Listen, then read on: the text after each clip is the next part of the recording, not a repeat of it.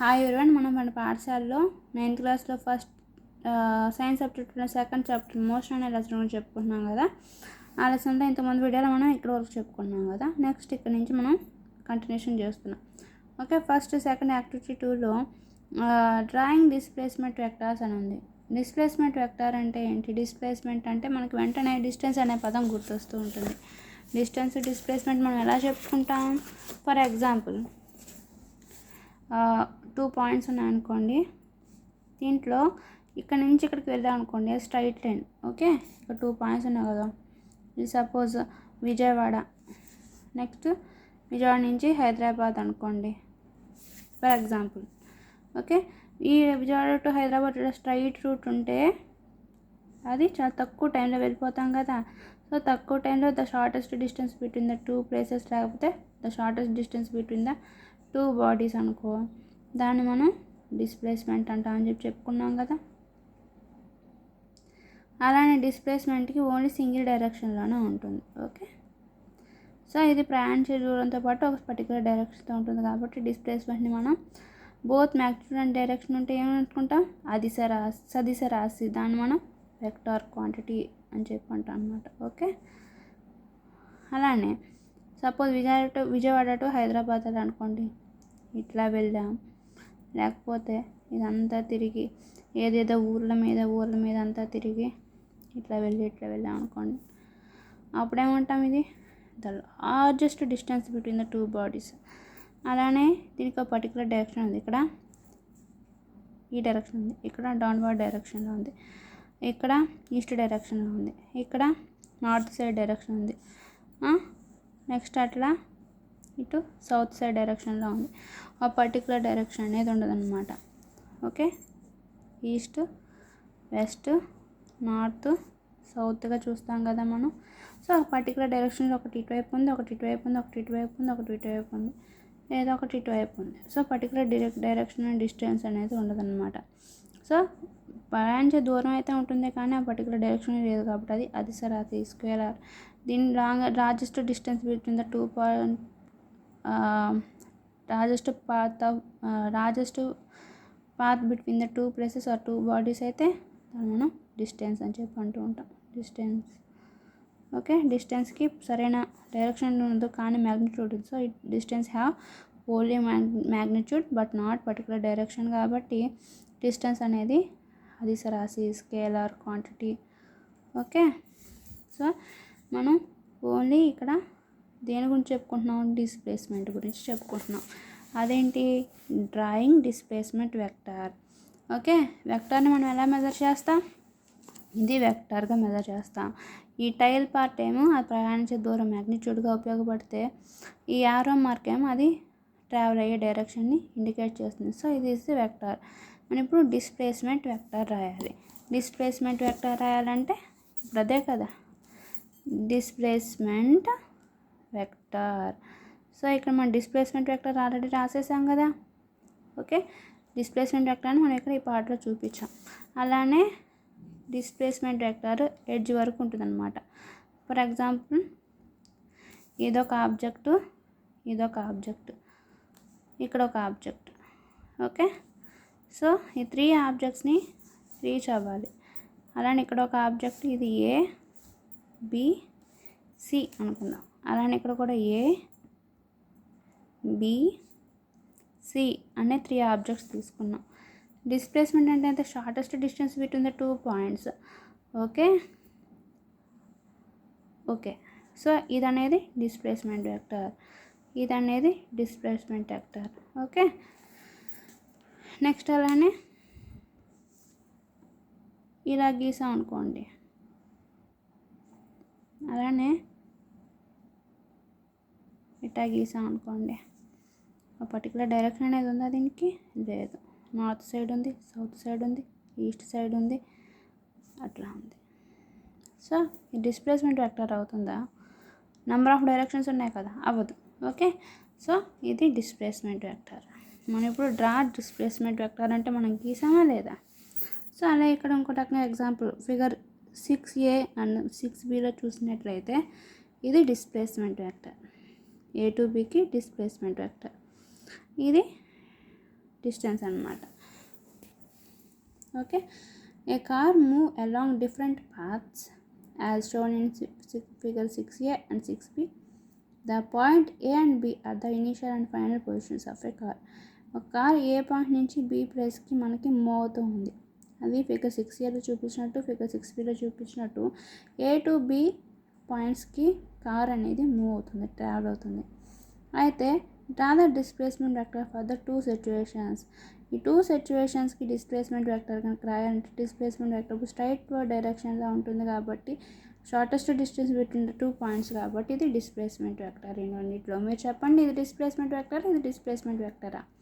ఇది displacement vector figure 6aలో ఉంది. Okay, ఇది సరైన డైరెక్షన్ లేదు కాబట్టి ఇది డిస్ప్లేస్మెంట్ అవ్వదు. Okay, next think and discuss. Okay, దానిపైన ఇంకో చిన్న పాయింట్ ఉంది.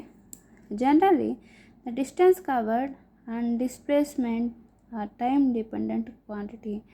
మనం జనరల్గా చెప్పాలంటే డిస్టెన్స్ ట్రావెల్ అయ్యే దూరము అలానే డిస్ప్లేస్మెంట్ ట్రావెల్ అవ్వాలన్నా ఈ రెండు టైం మీద డిపెండ్ అయ్యి ఉంటాయి అన్నమాట. ఫర్ ఎగ్జాంపుల్ ఇక్కడ నుంచి ఇక్కడ రావాలన్నా కార్ అనేది ఆ ట్రావెలింగ్ దూరంలో కొంత టైం అనేది స్పెండ్ చేస్తుంది, అంటే కొంత టైంలో కొంత దూరం వరకు ట్రావెల్ అవుతుంది. అలానే ఇటు నుంచి ఇటు రావాలన్నా ఆ బాడీ అనేది ఏ డైరెక్షన్లో మూవ్ అయినా కానీ ఒక పాయింట్ నుంచి ఇంకో పాయింట్ అనేది దానికి కొంత టైం అనేది తీసుకుంటుంది. So distance, displacement both are time dependent quantities అనమాట. ఆ రెండు కాలం మీద బేస్ చేసుకొని ఆ గమనం అనేది జరుగుతుంది. అంటే ఒక చోట నుంచి ఇంకో చోట కదిలినట్టు అట్లీస్ట్ ఒక సెకండ్ అయినా అవుతుంది కదా, అంటే అంత కొంత టైం అయినా తీసుకుంటుంది కదా ఒక చోట నుంచి ఇంకో ప్రదేశానికి వెళ్ళాలంటే. సో ఆ వెళ్ళే పద్ధతులు అవి స్ట్రైట్గా వెళ్ళొచ్చు సింగిల్ డైరెక్షన్లో, లేదా సో మెనీ డైరెక్షన్స్లో వెళ్ళొచ్చు. స్ట్రైట్గా సింగిల్ డైరెక్షన్లో వెళ్తే అది డిస్ప్లేస్మెంట్ అవుతుంది. ఆ సింగిల్ డైరెక్షన్లో ట్రావెల్ అవ్వడానికి కూడా అది కొంత టైం తీసుకుంటుంది కదా, కాబట్టి డిస్ప్లేస్మెంట్ కూడా మనకి టైం డిపెండెంట్ క్వాంటిటీ. అలానే డిస్టెన్స్లో ట్రావెల్ అవ్వాలని ఒక చోట నుంచి ఇంకో చోటుకి అది కూడా కొంత టైం తీసుకుంటుంది కాబట్టి ఒక ప్లేస్ నుంచి ఇంకో ప్లేస్కి ట్రావెల్ అవ్వడానికి సో మెనీ డైరెక్షన్స్లో ట్రావెల్ అయినా కూడా అది సమ్ టైం తీసుకుంటుంది కాబట్టి డిస్టెన్స్ కూడా మనకి టైం డిపెండెంట్ క్వాంటిటీస్ అన్నమాట. Both displacement and distance are time dependent quantities. Okay, next think and discuss చూద్దాం. థింక్ అండ్ డిస్కస్లో what is the displacement of the body if it returns to the same point from way it started. Okay, ఇప్పుడు suppose ఇక్కడ ఉందనుకోండి, ఈ ఏ to B travel అయింది, అంటే some distance travel అయింది. ఇది displacement of a body. So what is the displacement of a body if it returns to the same point from where is it started. Same point నుంచి start అయ్యి మళ్ళీ అది తిరిగి same పాయింట్కి వచ్చినప్పుడు దాని యొక్క డిస్ప్లేస్మెంట్ ఏముంటుంది అంటే 0. ఫర్ ఎగ్జాంపుల్ ఇక్కడ ఏ, నెక్స్ట్ వన్ బి ఉంది. సో డిస్ప్లేస్మెంట్ అంటే ఇలా ట్రావెల్ అయ్యింది, ఇట్లా ట్రావెల్ అయ్యింది. ఇందాక మనకి ఫిగర్ 6aలో చూపించినట్టు మళ్ళీ ట్రావెల్ ఎక్కడికి రావాలి, మళ్ళీ సేమ్ పాయింట్కి రావాలంటున్నాం, సేమ్ పాయింట్కి రిటర్న్ అయ్యింది. సో అప్పుడు వాట్ ఈస్ ద డిస్ప్లేస్మెంట్, దాని యొక్క డిస్ప్లేస్మెంట్ ఏంటి, అది 0 అవుతుంది. డిస్ప్లేస్మెంట్ అనేది 0 అవుతుంది. నెక్స్ట్ అలానే ఇంకో రకంగా చెప్పాలంటే ఫిగర్ పాయింట్ ఏ ఉంది, పాయింట్ బి ఉంది. ఒక బాడీ ఒక ప్లేస్ నుంచి ట్రావెల్ అయింది, ఏ టు బి ట్రావెల్ అయింది. మళ్ళీ ఏం చేసింది, సేమ్ అదే పాత్లో మళ్ళీ A to B to A travel అయింది. సేమ్ పాత్లో వెళ్ళింది, అలానే వచ్చింది. సో ఇక్కడ టోటల్ డిస్టెన్స్ టైం ఎంత అయింది, దాని యొక్క డిస్ప్లేస్మెంట్ అనేది మళ్ళీ స్టార్ట్ అయిన పొజిషన్కి వచ్చింది కాబట్టి దాని యొక్క డిస్ప్లేస్మెంట్ని మనం 0గానే కన్సిడర్ చేస్తాం. డిస్ప్లేస్మెంట్ అనేది 0 అవుతుంది అన్నమాట. ఓకే,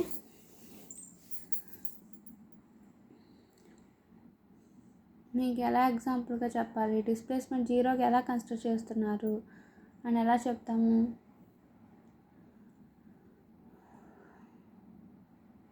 ఓకే, దాని గురించి తర్వాత ఆలోచిద్దాం, డీటెయిల్గా చెప్దాం. నెక్స్ట్ ఏంటంటే when do the distance and magnitude of the displacement become equal.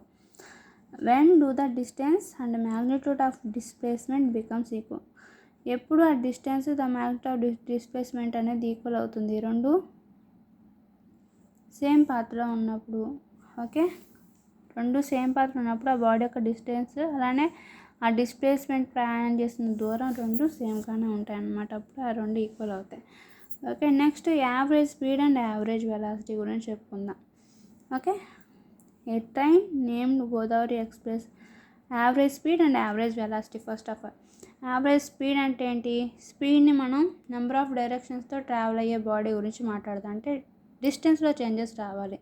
So డిస్టెన్స్లో విత్ రెస్పెక్ట్ టు టైంతో పాటు చేంజెస్ వస్తూ ఉంటాయి. అంటే సపోజ్ డిస్టెన్స్లో ట్రావెల్ అవ్వాలంటే ఇప్పుడు సపోజ్ ఇక్కడ A to B అని చెప్పాం కదా, ఇది విజయవాడ అనుకోండి, నెక్స్ట్ ఇది హైదరాబాద్ అనుకోండి, ఇది గుంటూరు అనుకోండి. ఓకే, సో ఫర్ ఎగ్జాంపుల్ ఇక్కడ నుంచి ఇక్కడికి రావడానికి, విజయవాడ టు హైదరాబాద్ రావడానికి అంత సర్టెన్ అవర్స్లో సర్టెన్ టైం తీసుకుంది అనుకోండి. ఫర్ ఎగ్జాంపుల్ ఇది కాదు, మనం ఒక రకంగా చెప్పుకుందాం. స్పీడ్ అంటే ఏంటి? Speed change in distance.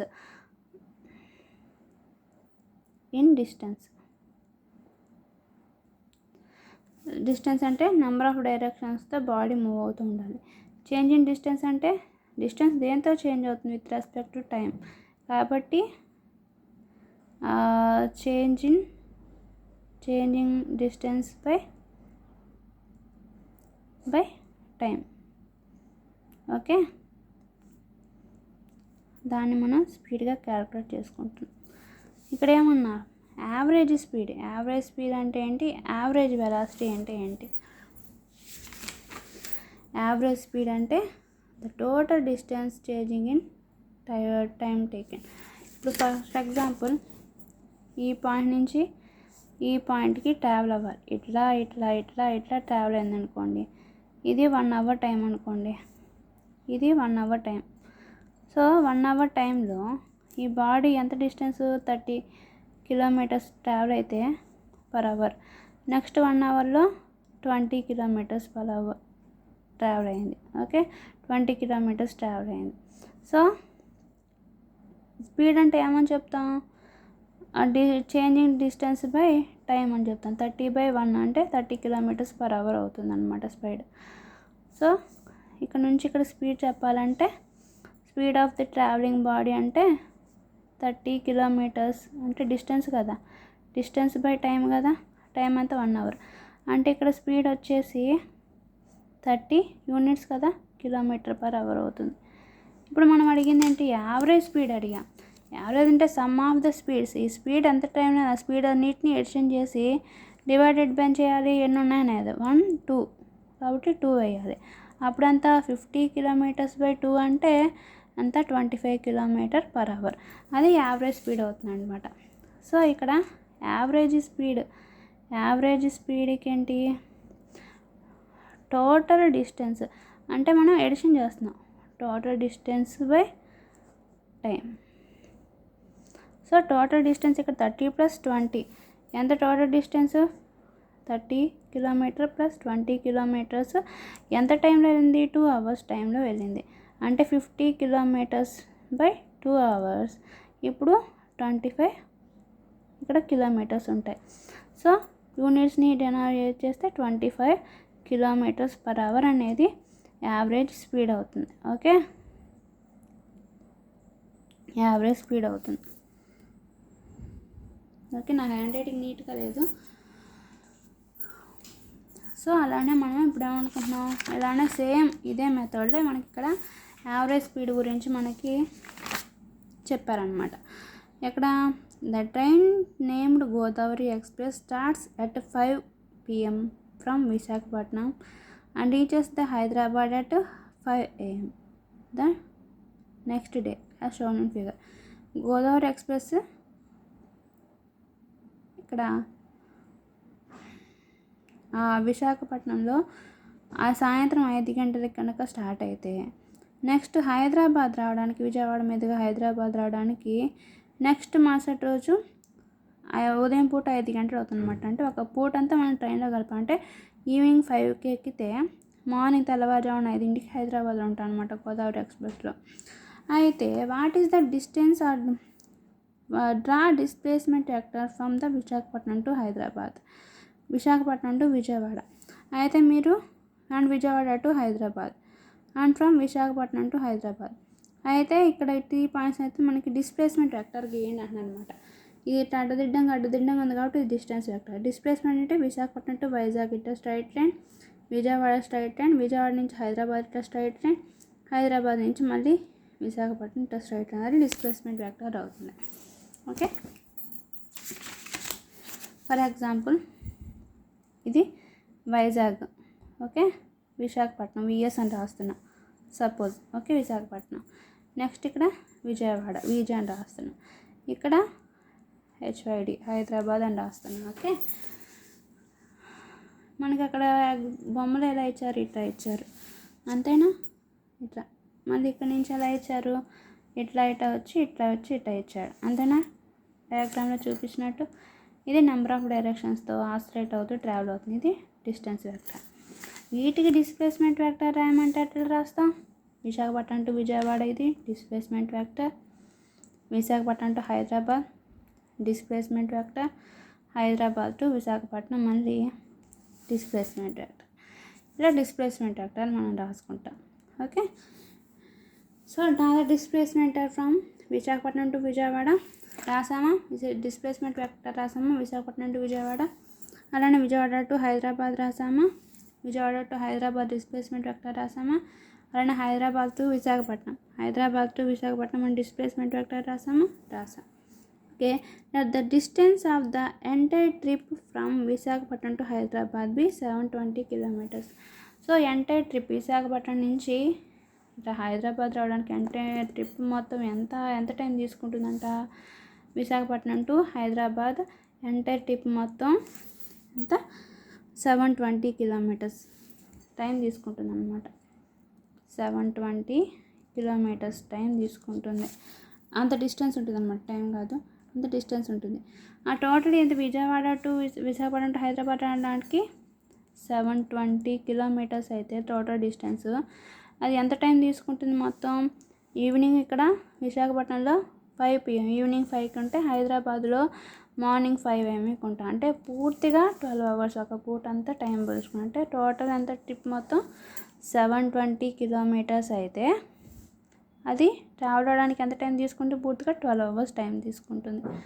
Okay, మనకి ఏం రావాలి అయితే ఏం కనుక్కోమన్నారు? The journey time is 12 hours. What is the distance covered by the train in each hour. ప్రతి ఒక్క గంటకి ఆ ట్రైన్ అనేది ఎంత డిస్టెన్స్ ట్రావెల్ అయ్యిందో మనం కనుక్కోవాలి. What is the distance covered by the train in each hour. ప్రతి ఒక్క నిమిషం ప్రతి ఒక్క గంటలో ట్రైన్ ఎంత డిస్టెన్స్ కవర్ అయింది. సో మనకు కావాల్సింది డిస్టెన్స్ అన్నమాట. డిస్టెన్స్ని మనం ఫైండ్ అవుట్ చేయాలి. ఓకే, డిస్టెన్స్ అంటే ఎంత స్పీడ్ క్యాలిక్యులేట్ అయిందో 1 అవర్లో ఎంత స్పీడ్ ట్రావెల్ చేసిందో మనం కనుక్కోమన్నారు. అయితే స్పీడ్కి ఫార్ములా ఏంటి అంటే distance by time. Okay, distance distance by time అంటే 720 కిలోమీటర్స్ బై టైం ఎంత 12 అవర్స్. సో ఇక్కడ ఎంత అవుతుంది, ఎంత 12 అవర్స్ అంటే మొత్తం వచ్చి 6, 72లో 6 టైం పోతుంది, పక్కన 0 వస్తుంది. సో టోటల్ డిస్టెన్స్ 720 కిలోమీటర్స్ అయితే ఎంత టైం 12 అవర్స్లో అది పూర్తిగా ట్రావెల్ అయింది. 12 అవర్స్లో ట్రావెల్ అయింది అంటే ఇది మొత్తం 720లో 6 పక్కన 0 ఉంది కదా, 6 టైమ్స్ పోతుంది కాబట్టి 60 km/h. అంటే ఒక train Visakhapatnam to Hyderabad 720 kilometres travel అవుతుంది, స్పీడ్తో ట్రావెల్ అవుతున్నప్పుడు 720 కిలోమీటర్స్ దూరం ఉన్నప్పుడు అది ప్రతి ఒక్క గంటకి ఆ 720 కిలోమీటర్స్తో ఎంత డిస్టెన్స్ని కవర్ చేస్తుందంటే ప్రతి ఈచ్ అండ్ ఎవ్రీ అవర్కి 60 కిలోమీటర్స్ ప్రతి ఒక్క అవర్కి 60 కిలోమీటర్స్ ట్రావెల్ స్పీడ్తో ఆ ట్రైన్ అనేది ట్రావెల్ అయిందనమాట. ఓకే, సో అలా. ఓకే, స్పీడ్ కనుక్కున్నాం. సేమ్ ఇదే దానికి యావరేజ్ స్పీడ్ కనుక్కోమంటే ఎలా కనుక్కుంటాం చూద్దాం. ఓకే, సేమ్ ఇలానే for example Visakhapatnam Vijayawada, Hyderabad same path అనమాట. ఓకే, ఇట్లా వెళ్ళింది. మొత్తం టోటల్ డిస్టెన్స్ అన్న 720 కిలోమీటర్స్ అన్నమాట. ఎక్కడి వరకు? విశాఖపట్నం టు హైదరాబాద్ మొత్తం 720 కిలోమీటర్స్ డిస్టెన్స్. ఓకే, దీనికి మనం స్పీడ్ ఎంత టైం పట్టింది ఇక్కడ? 5 PM నుంచి ఉదయం మళ్ళీ 5 AM వరకు 12 hours టైం తీసుకుంది ట్రావెల్ అవడానికి. అంటే ఈచ్ అవర్ వచ్చి ఎంత స్పీడ్తో ట్రావెల్ అయింది? 60 km/h అనే స్పీడ్తో ట్రావెల్ అయిందనమాట. ఓకే, స్పీడ్ని స్మాలెస్ట్ దీనికే చేస్తాం. అయితే స్పీడ్ కనుక్కున్నాం. యావరేజ్ స్పీడ్ కనుక్కోవాలంటే ఎట్లా చేస్తాం అంటే నెంబర్ ఆఫ్ ఇక్కడ నుంచి ఇక్కడ అంటే 720 కిలోమీటర్స్ అయితే, సో మళ్ళీ ఇక్కడ నుంచి ఇక్కడ రావడానికి ఇంకా 60 కిలోమీటర్స్ అనుకుందాం. Okay, 60 kilometres. నెక్స్ట్ అలానే ఇక్కడ నుంచి ఇక్కడికి ట్రావెల్ అవడానికి హైదరాబాద్ టు విశాఖపట్నం మళ్ళీ ఇక్కడ మళ్ళీ 5 AM అయితే మళ్ళీ మరుసటి రోజు 5 PMకి ఇక మళ్ళీ విజయవాడ టు విశాఖపట్నం నుంచి హైదరాబాద్ వచ్చినా 12 గంటలే. హైదరాబాద్ నుంచి మళ్ళీ విశాఖపట్నం వెళ్ళినా సేమ్ 12 గంటలే. ఓకే, అలానే సేమ్ డిస్టెన్స్ 720 కిలోమీటర్సే, అంతే కదా. కానీ ఇక్కడ ఓన్లీ రావడాన్ని మాత్రమే క్యాల్కులేట్ చేసాం. మళ్ళీ ఇప్పుడు తిరిగి రిటర్న్ వెళ్ళడానికి కూడా మనం ఇప్పుడు కలుపుకోవాలి కదా. అప్పుడు ఏమవుతుంది? యావరేజ్ స్పీడు టోటల్ డిస్టెన్స్ అవుతుంది. టోటల్ డిస్టెన్స్ అంటే రాను పోను మొత్తాన్ని ప్లస్ చేయాలన్నమాట, యాడ్ చేయాలి బై టోటల్ టైం. ఓకేనా? సో టోటల్ డిస్టెన్స్ ఎంత? రాను 720 కిలోమీటర్స్, మళ్ళీ పోను 720 కిలోమీటర్స్, సేమ్ డిస్టెన్స్ కదా విజయవాడ విశాఖపట్నం టు హైదరాబాద్. అలానే రావడం 12 గంటలు అయితే వెళ్ళడానికి కూడా 12 గంటల టైమే పట్టింది. అంతే. 720 ఎంత చెప్పండి?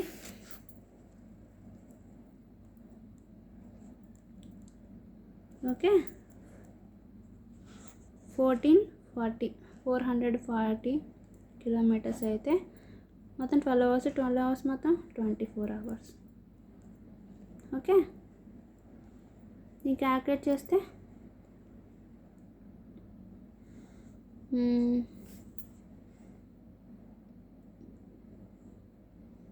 4 టేబుల్ అయితే ఎంత సరిపోతుంది? 6 times, ఇక్కడ 3 times 24,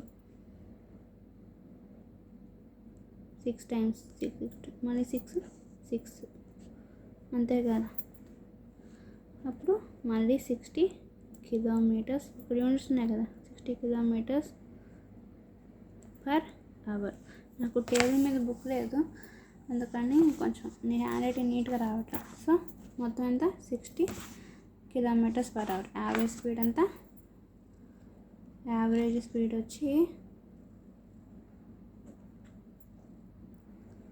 60 kilometers per hour. So ఇలా మనం ప్రాబ్లమ్స్ కూడా చేసుకోవచ్చు. ఓకే, నెక్స్ట్ వీడియోలో మనం వీటి గురించి డీటెయిల్గా చెప్పుకుందాం. Okay, thanks for watching my video.